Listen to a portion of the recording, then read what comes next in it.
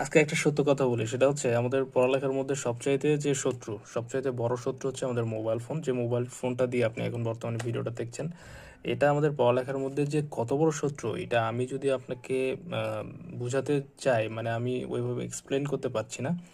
এটা আপনি এটাকে যত প্রকার পারেন যে অ্যাভয়েড করতে, ততটাই আমার কাছে মনে হয় যে এটা মঙ্গল এবং কেরিয়ারের জন্য ভালো। আপনি কেরিয়ার একটা ভালো একটা জব পেয়ে গেলে, আপনি একজন ভালো পদে চলে গেলে, তখন আপনি মোবাইল ফোনে আপনি পেজ খুলেন, আপনি যা ইচ্ছা তা করতে পারেন। আপনি কাজের ফাঁকে ফাঁকে আপনি মোবাইল ফোনে গেম খেলতে পারেন, আপনি সব কিছুই করতে পারেন। কিন্তু আমার কাছে মনে হয় পড়তে বসার সময় মোবাইল ফোনটা অ্যাভয়েড করাই ভালো।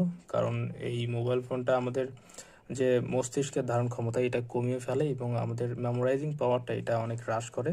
সুতরাং আমি বলতে চাই যে আমি নিজেও মোবাইল ফোন এড়িয়ে চলার চেষ্টা করছি বর্তমানে। তো আপনারাও চেষ্টা করবেন, এটুকুই তো।